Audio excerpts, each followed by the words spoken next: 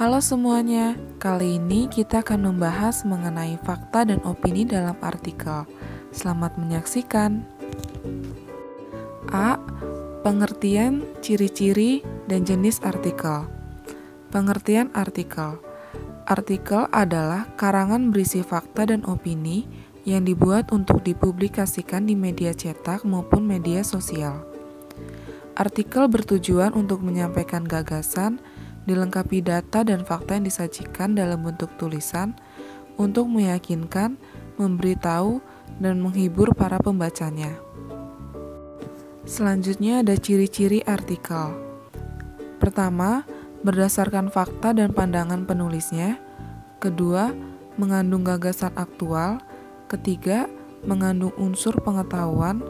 Keempat, bukan merupakan hasil plagiat. Kelima, mengungkapkan masalah dan pemecahannya. Keenam, topik yang dibahas menyangkut kepentingan publik. Dan ketujuh, menampilkan identitas penulis. Jenis-jenis artikel. 1. Berdasarkan isi artikel. Artikel praktis, yaitu artikel ini disusun dalam bentuk pola kronologis. Artinya, pesan yang disusun sesuai dengan urutan waktu, peristiwa, atau tahapan. Selanjutnya ada artikel ringan. Artikel ini biasanya mengulas topik yang bermanfaat bagi pembacanya. Biasanya, penulis mengemas artikel ini dengan humor atau memberi kesan menghibur pembaca, tapi isinya tetap informatif. Artikel halaman opini. Artikel jenis ini memiliki topik yang diambil dari hal-hal yang sedang hangat dibahas khalayak.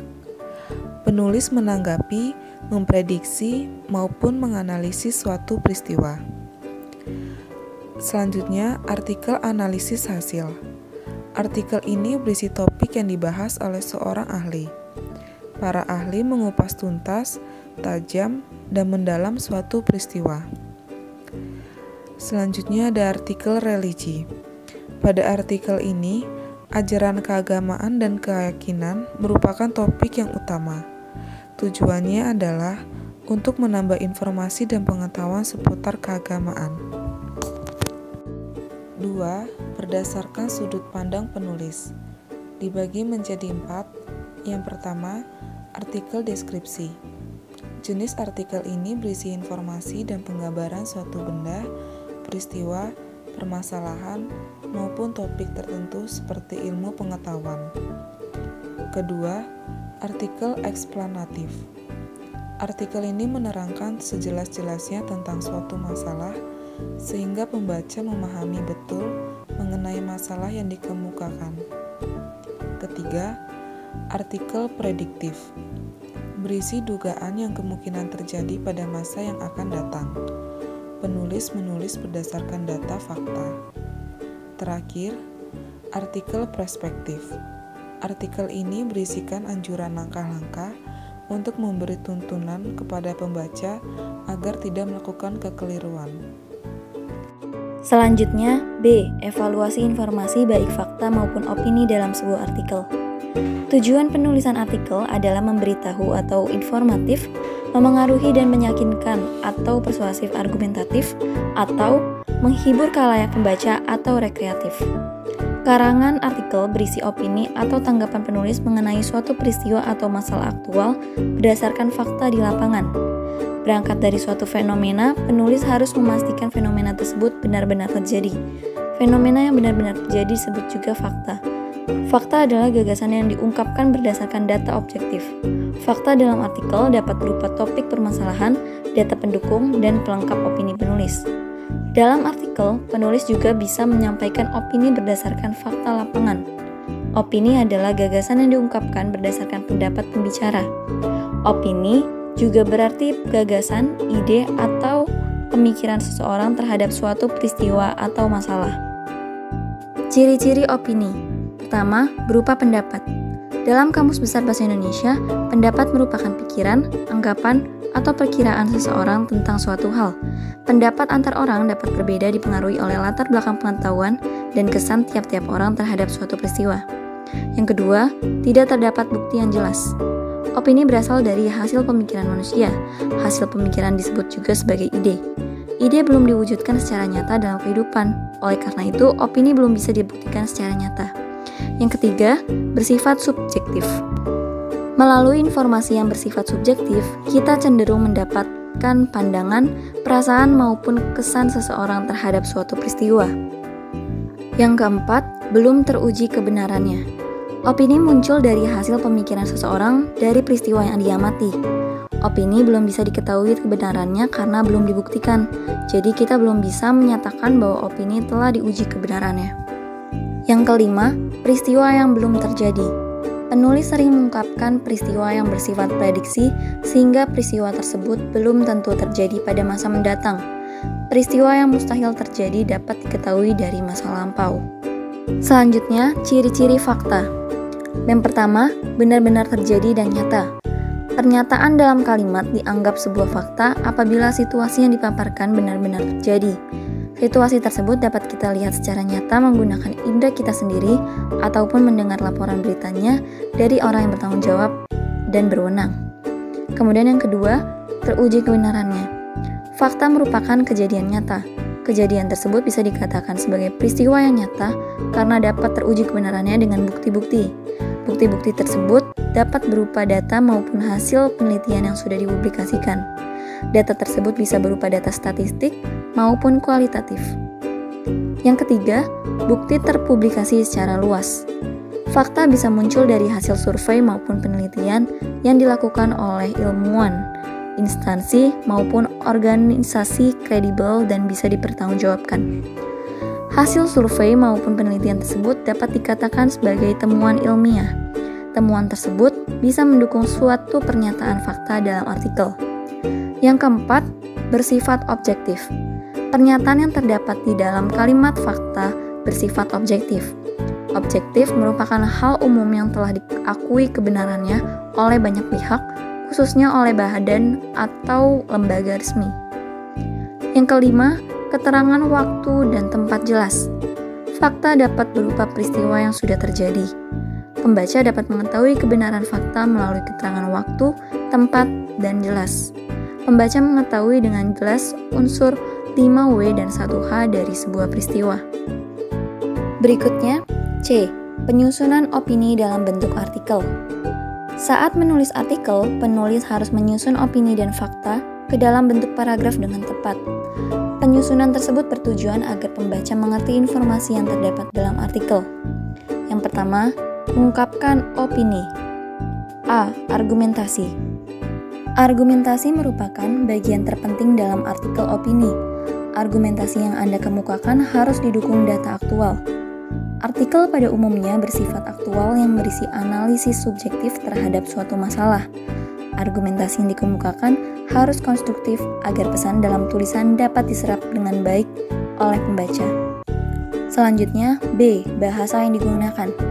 Bahasa dalam artikel bersifat ilmiah populer. Berbeda dengan bahasa ilmiah pada umumnya, penggunaan bahasa harus diperhatikan oleh penulis untuk mengetahui sasaran pembacanya. Kecenderungan pembaca artikel adalah membaca tulisan yang tidak terlalu panjang, mudah dibaca dan mudah dipahami. Oleh karena itu, saat menyusun artikel, Anda harus menggunakan bahasa yang komunikatif dan kalimat efektif. Hindari penggunaan kata yang bertele-tele agar mudah dipahami pembaca. Selanjutnya, yang kedua, pendekatan penyusunan artikel.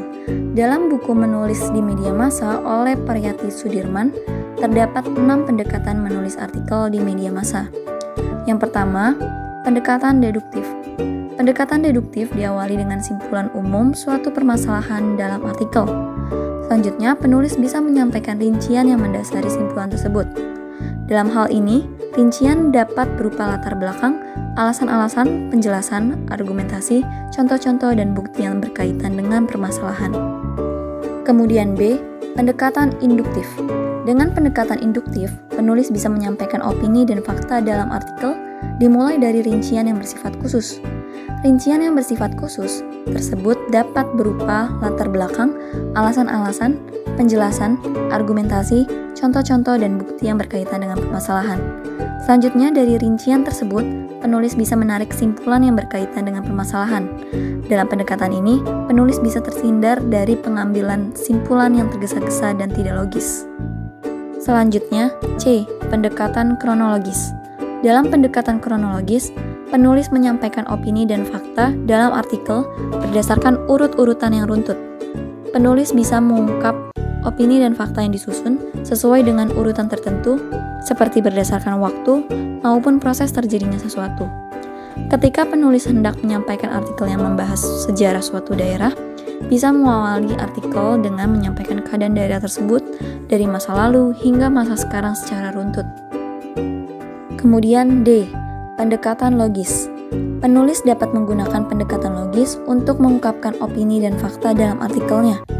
Pesan yang disampaikan dalam artikel dengan pendekatan ini disampaikan secara runtut dan logis.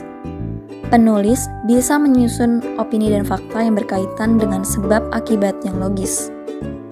Selanjutnya, pendekatan spesial. Dengan menggunakan pendekatan ini, penulis bisa menyampaikan opini dan fakta yang disusun berdasarkan urutan ruang dan waktu. Penulis bisa memaparkan artikel tentang persebaran fatwa dilindungi di Indonesia, diawali dari daerah Indonesia bagian barat, tengah, lalu terakhir timur. Yang terakhir, F. Pendekatan topikal. Dalam pendekatan ini, penulis bisa menyusun opini dan fakta berdasarkan urutan topik atau bahasan yang sesuai. Contohnya topik kebakaran hutan, yang disajikan mulai dari lokasi keberadaan hutan, penyebab kebakaran hutan, akibat kebakaran hutan, dan terakhir penanggulangannya. Selanjutnya D. Analisis unsur kebahasaan. Yang pertama, adverbia. Poin pertama, adverbia kualitatif, yaitu yang menerangkan makna kualitas suatu benda ataupun objek. Contohnya, para siswa sangat antusias mengikuti karya wisata tahun ini. Poin kedua, adverbia kuantitatif yang menerangkan makna jumlah atau kuantitas suatu benda.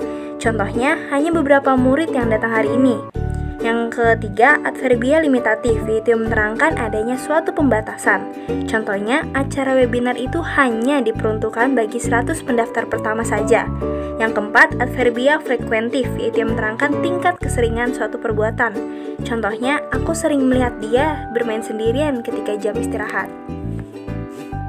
Yang kelima, adverbia kewaktuan, yang menerangkan keterangan waktu pada suatu peristiwa tertentu. Contohnya, Pak Amir baru saja pulang dari Pulau Karimun Jawa. Kemudian ada adverbia kecaraan, yang dimana menerangkan adanya keterangan cara dalam melakukan sesuatu hal. Contoh, ibu menyiapkan acara ulang tahun ayah secara diam-diam.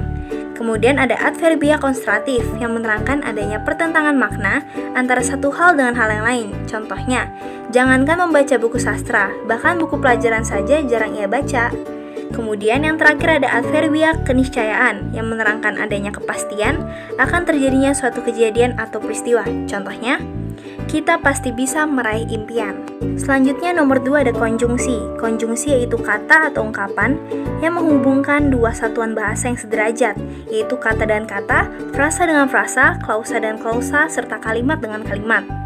Kemudian konjungsi untuk menyampaikan argumentasi seperti pertama, kedua, ketiga, dan berikutnya.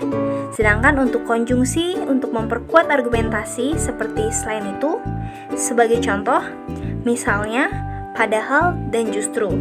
Sedangkan untuk menyatakan hubungan waktu seperti sejak dan sebelumnya. Kemudian untuk konjungsi menyatakan harapan seperti supaya dan agar. Selanjutnya ada kosakata. Kosakata adalah perbenaran kata. Penulis artikel memerlukan kosakata yang menarik untuk meyakinkan baca atas opini yang disampaikannya. Maka dari itu, ada beberapa aspek yang mempengaruhi penggunaan kosakata agar sebuah artikel menjadi sangat menarik. Yang pertama ada istilah umum, yaitu di mana setiap bidang memiliki istilah-istilah khusus pada suatu artikel. Maka dari itu, untuk mempermudah pemahaman pembaca, hendaknya penulis menggunakan bahasa yang umum atau menambahkan keterangan. Kemudian ada aktual, yaitu informasi yang disajikan dalam artikel sedang menjadi perbincangan orang banyak. Unsur kebaruan suatu artikel dapat berupa kebaruan informasi maupun kebaruan opini penulis. Kemudian ada fenomenal, yang dimana suatu peristiwa yang disampaikan dengan kosakata yang sedang populer, atau kontroversial di khalayak media, yang akan membuat sebuah artikel menjadi lebih menarik. Yang terakhir, ada keterangan oposisi, yaitu keterangan berupa frasa yang menerangkan suatu subjek maupun objek jika ditulis. Keterangan ini diapit oleh tanda koma, tanda pisah, ataupun tanda kurung. E. Penyusunan artikel dalam memperhatikan fakta. Yang nomor 1, menyusun artikel sesuai fakta. Mengkonstruksi berasal dari kata konstruksi, yang jika dalam Kamus Besar Bahasa Indonesia berarti susunan atau model bangunan. Susunan dan hubungan kata dalam kalimat atau kelompok kata. Istilah mengkonstruksi dapat berarti membuat susunan atau menyusun kata dalam kalimat menjadi satu bentuk model atau karangan paragraf yang padu. Kemudian, artikel memiliki konstruksi atau struktur sebagai berikut. Yang pertama ada judul. Judul hendaknya mewakili tema yang akan dibahas atau pendapat yang akan disampaikan. Judul sendiri harus singkat, seperti 3-5 kata dan padat atau syarat dengan makna. Yang kedua, ada pembuka. Bagian pembuka sendiri berfungsi sebagai pembuka artikel. Kemudian bagian pembuka berisi masalah yang akan dibahas. Kemudian yang ketiga, isi.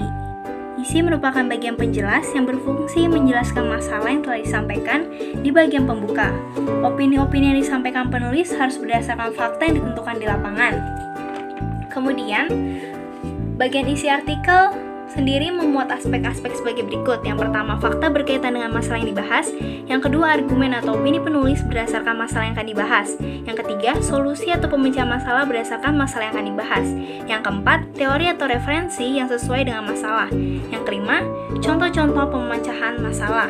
Kemudian yang D, penutup atau simpulan. Bagian penutup ini sendiri berfungsi sebagai penutup artikel. Bagian penutup berisi simpulan uraian yang terdapat dalam bagian pembuka dan bagian penjelas. Yang kedua, menyajikan artikel dengan kebahasaan yang baik dan benar. Adapun langkah-langkah berikut untuk menyusun sebuah artikel. A. Menentukan tema. Tema sendiri harus spesifik agar menarik minat sang pembaca. Yang B.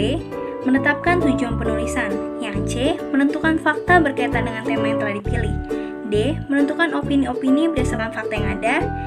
E. Menyusun opini-opini dan fakta menjadi artikel padu dan runtut dengan memperhatikan bahasa dan ejaan.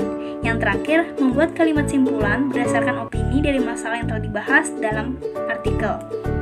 Selanjutnya, adapun penanda-penanda sebuah opini dalam artikel. Yang pertama, menggunakan kutipan kata-kata seseorang biasanya ditandai dengan adanya tanda petik 2. Kemudian, menggunakan sudut pandang penulis dalam bentuk penafsiran terhadap fakta. Kata yang tidak pasti atau mungkin rasanya. Yang D, menggunakan kata yang bertujuan menyampaikan suatu sebaiknya saran dan pendapat. Kemudian inti dari paragraf opini adalah dapat ditemukan kata atau kalimat yang menunjukkan bahwa itu adalah pendapat pribadi ataupun pandangan seseorang yang belum benar, hanya berdasarkan seseorang. Berikut adalah contoh artikel. Artikel pertama berjudul "Jadilah Pahlawan di Bidangmu". Artikel kedua berjudul "Media Komunikasi dalam Pembelajaran Daring selama masa pandemi COVID-19". Dan artikel terakhir berjudul "Sudahkah kita belajar dari sejarah flu Spanyol?". Sekian dari kami, terima kasih.